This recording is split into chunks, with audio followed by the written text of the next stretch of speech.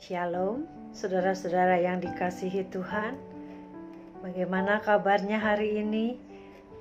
Semoga semuanya sehat. Kita bersyukur pada Tuhan karena hari ini kita dapat berjumpa kembali dalam doa keluarga GKI Delima, Sabtu 5 Desember 2020. Mari kita mempersiapkan hati untuk memulai ibadah kita dengan bersaat teduh.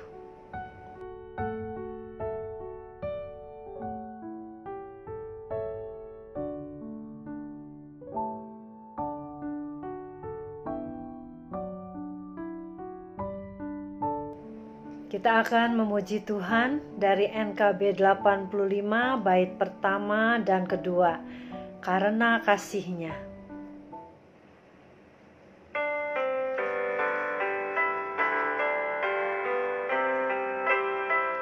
Mengapa Yesus turun dari sorga, masuk dunia gelap penuh celah, berdoa dan bergumul dalam taman, cawan pahit pun diterimanya. Mengapa Yesus menderita di dan mahkota duri pun dipakainya?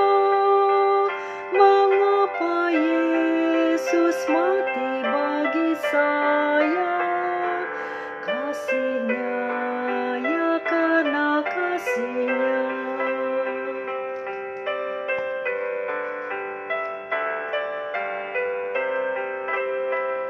Mengapa Yesus mau pegang tanganku bila ku di jalan tersesat? Mengapa Yesus beriku kekuatan bila jiwaku mulai penat? Mengapa Yesus mau menanggung dosaku? Beriku damai serta sukacitanya. Mengapa Dia mau melindungiku? Kasih-Nya, ya karena kasih-Nya.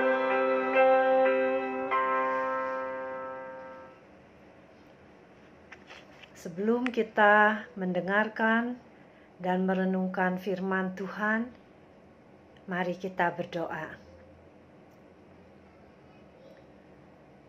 Ya Allah yang Maha Baik, kami mengucap syukur atas pemeliharaan-Mu dalam kehidupan kami hari demi hari. Saat ini Bapa, kami mau mendengarkan sebagian dari firman-Mu dan merenungkannya. Karena itu, kuasailah hati dan pikiran kami dengan Roh Kudus-Mu, dan bersabdalah kepada kami, karena kami telah siap untuk mendengarkan firman-Mu. Dalam nama Yesus kami berdoa. Amin. Bapak, Ibu, Saudara yang dikasihi Tuhan, kita akan merenungkan sebuah tema, bersedia mengalah. Adapun firman Tuhan akan saya bacakan dari 2 Korintus 8 ayatnya yang ke-9. Karena kamu telah mengenal kasih karunia Tuhan kita Yesus Kristus, bahwa Ia yang oleh karena kamu menjadi miskin, sekalipun Ia kaya, supaya kamu menjadi kaya oleh karena kemiskinannya. Demikianlah sabda Tuhan. Saudara-saudara yang dikasihi Tuhan, tidak terasa kita sudah memasuki bulan terakhir di tahun 2020 ini. Menjelang tahun baru, banyak orang sibuk mempersiapkan perayaan akhir tahun dan menyambut tahun yang baru. Biasanya orang mempersiapkan acara yang istimewa bersama keluarga atau orang-orang yang disukainya. Mempersiapkan acara, makanan, dan pakaian yang akan dipakainya. Semua direncanakan sedemikian rupa. Setiap orang yang akan merayakan datangnya tahun yang baru akan berusaha untuk membuat acara yang menarik, menyenangkan, atau yang unik. Tetapi pernahkah kita berhenti sejenak, mencari saat hening dan sendiri untuk merenungkan perjalanan hidup yang telah kita lewati, atau merencanakan hal-hal yang akan kita lakukan di tahun yang baru atau tahun mendatang? Tentu saja kita sadar bahwa tahun ini tidak sama dengan tahun yang lalu. Di masa pandemi ini, kita tidak bisa menyambut tahun baru, tidak bisa seperti tahun-tahun yang lalu. Kita tidak bisa berkumpul-kumpul seperti tahun yang lalu. Mungkin saat ini adalah saat yang terbaik untuk merenung. Dan biasanya kita terlalu sibuk dengan berbagai macam acara. Dengan keterbatasan di masa pandemi ini, kita memiliki lebih banyak kesempatan dan waktu untuk merenung. Perjalanan hidup yang kita telah jalani selama setahun tentu berisi bermacam-macam pengalaman, baik yang menyenangkan maupun yang tidak menyenangkan. Mungkin kita telah mengalami sakit penyakit dan Tuhan telah menyembuhkan kita. Mungkin kita telah mendapatkan apa yang kita cita-citakan. Tetapi bisa juga kita mengalami kehilangan, kesedihan, dan kerugian. Bahkan paling menyedihkan kalau kita telah kehilangan orang yang kita kasihi. Suka dan duka telah diatur oleh Tuhan untuk mendatangkan kebaikan bagi kita. Kita tidak selalu dapat memiliki warna hidup dan menu di dalam perjalanan hidup kita seperti yang kita inginkan. Kadang-kadang kita memang perlu melewati hal yang tidak menyenangkan untuk mendapatkan apa yang lebih baik. Kalau kita merenungkan kedatangan Tuhan di dunia ini, kita juga melihat bahwa ada hal-hal yang indah dan mengagumkan, tetapi juga hal-hal yang menyedihkan. Kelahiran Yesus disambut dengan pujian para malaikat. Kelahiran Tuhan Yesus dikunjungi para gembala yang berhati murni menyembah Dia. Kelahiran Yesus juga ditolak oleh banyak orang, di mana tak ada tempat yang layak. Semua berkata, tak ada tempat, semua kamar sudah penuh. Akhirnya Yesus harus dilahirkan di kandang binatang dan dibaringkan di dalam palungan, tempat makan binatang. Saudara, 2 Korintus 8 ayat 9 tadi mencatat, karena kamu telah mengenal kasih karunia Tuhan kita Yesus Kristus, bahwa Ia yang oleh karena kamu telah menjadi miskin, sekalipun Ia kaya, supaya kamu menjadi kaya oleh karena kemiskinannya. Saudara, Tuhan Yesus yang walaupun raja di atas segala raja, telah menjadi miskin, lahir di dunia yang penuh dengan dosa, dan terbaring di dalam palungan. Ia harus menempuh jalan salib, lalu dibangkitkan, dan akhirnya kembali ke surga. Sebagai raja yang mulia, Dia kembali bertahta. Mahkota kemuliaan Yesus ditempuh melalui jalan salib. Semua itu untuk kita, agar kita boleh menjadi anak-anak Allah dan juga suatu saat menerima mahkota kehidupan. Yesus tidak pernah kalah, tetapi Ia mengalah, membuang haknya demi kebahagiaan kita, untuk menyelamatkan kita. Mari kita merenungkan jalan-jalan yang telah kita lewati. Mungkin ada jalan yang Anda sesali. Mungkin ada kepedihan yang tak dapat saudara lupakan. Jangan kecewa. Jangan marah kepada Tuhan. Mungkin saudara belum mengerti maksud Tuhan mengizinkan saudara melalui jalan derita itu. untuk mendapatkan mahkota, Tuhan mengizinkan melalui jalan yang tidak menyenangkan. Untuk mendapatkan mahkota, Yesus harus melalui palungan dan salib. Jalannya adalah jalan yang menyedihkan.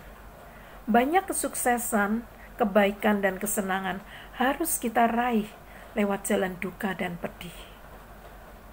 Kita perlu meneladani kasih Tuhan yang rela merendahkan diri datang ke dunia ini. Ia selalu mengalah, tidak menggunakan wewenangnya dan haknya ketika menjadi manusia. Apakah selama ini kita selalu hidup mau menang sendiri? Ataukah kita sangat sulit untuk belajar mengalah terhadap saudara, terhadap keluarga, atau terhadap teman kita? Tuhan telah mau merendahkan diri supaya kita bisa ditinggikan menjadi anak-anak Allah, supaya kita bisa menerima mahkota kehidupan. Yesus harus memakai mahkota duri. Tuhan telah menderita buat kita. Ia telah melewati jalan derita agar kita dapat memperoleh keselamatan dan pendamaian. Saudara, mari kita belajar mengalah demi kasih kita kepada saudara kita, keluarga kita, dan teman-teman kita. Amin.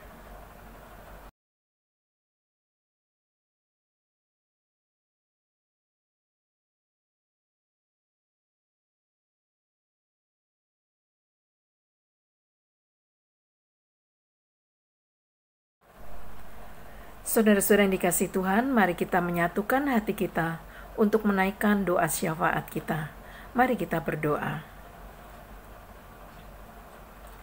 Bapa yang di surga, banyak gereja-gereja yang belum bisa melakukan ibadah hari Minggu secara onsite, masih online. Biarlah Tuhan melalui ibadah online maupun onsite di semua gereja boleh mendatangkan kekuatan iman, sukacita, dan juga hati yang menyembah Engkau. Biarlah Tuhan mau menjagai umat-Mu ya Tuhan, ketika melayani, bertugas, dan juga secara khusus hamba-hamba Tuhan yang harus melakukan tugasnya, melewati jalan-jalan bahaya di masa pandemi ini. Kiranya Tuhan mau menjaga dan menolongnya. Tuhan, pada saat ini kami juga ingin berdoa untuk para penderita COVID yang saat ini sedang dirawat di rumah-rumah sakit ataupun di tempat-tempat khusus harus karantina ataupun di rumah sendiri karantina mandiri. Kiranya Tuhan mau memberkati obat-obat yang diminum, waktu istirahat, dan mau memulihkan mereka sekalian. Tolonglah Tuhan para medis, dokter, perawat, semua Tuhan yang menolong mereka sekalian. Tuhan juga berikan perlindungan, kekuatan, dan kesehatan. Bapa, saat ini kami juga mohon kiranya masyarakat boleh menyadari akan bahayanya virus corona ini, agar mereka sekalian mau menjaga diri, menjaga sesama, tidak membahayakan sesama, tetapi mau menjaga diri Tuhan, agar kami sekalian boleh segera memutuskan mata rantai COVID-19 ini, sehingga dunia ini boleh kembali bersih. Tuhan, kami saat ini juga ingin berdoa secara pribadi. Dengarkanlah doa-doa kami. Umat Tuhan, mari kita berdoa secara pribadi.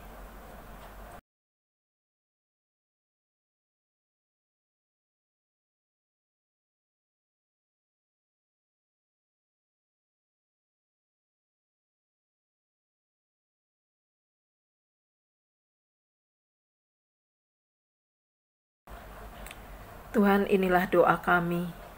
Biarlah Tuhan sendiri akan mengabulkan seturut dengan kehendak Tuhan. Kami mau menyerahkan kesehatan kami, pertumbuhan iman kami ke dalam tangan Tuhan. Dan sisa hari ini, biarlah Tuhan yang akan melindungi dan menolong kami.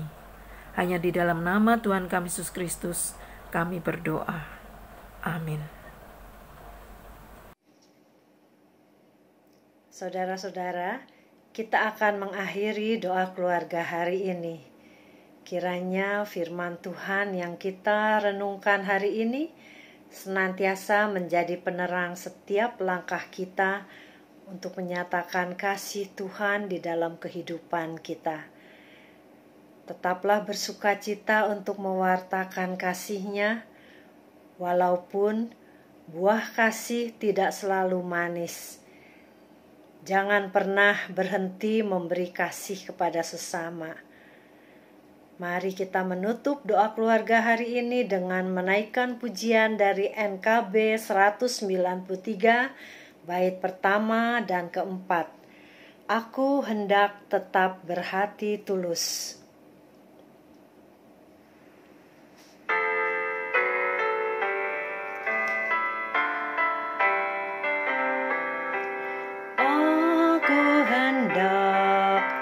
Tetap berhati tulus karena teman mempercayaiku.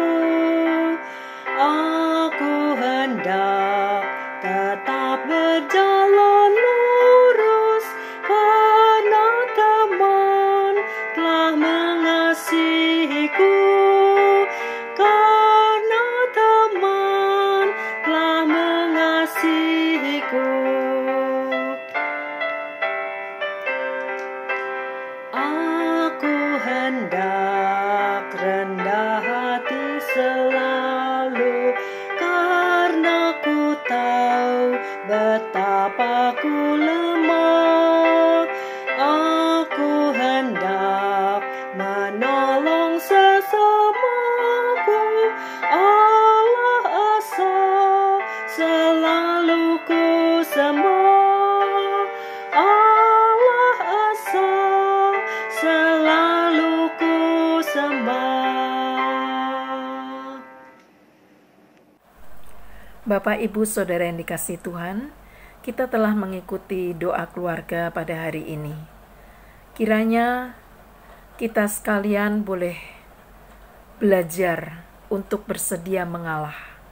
Artinya kita perlu memiliki kerendahan hati, rela membuang rasa mementingkan diri sendiri. Biarlah Tuhan sendiri yang sudah menyerahkan diri dan mengalah demi kasih-Nya pada kita, menolong kita sekalian, memberikan kita kekuatan, sehingga kita mau mengalah. Mari kita bersedia mengalah demi memberikan kasih kita kepada sesama.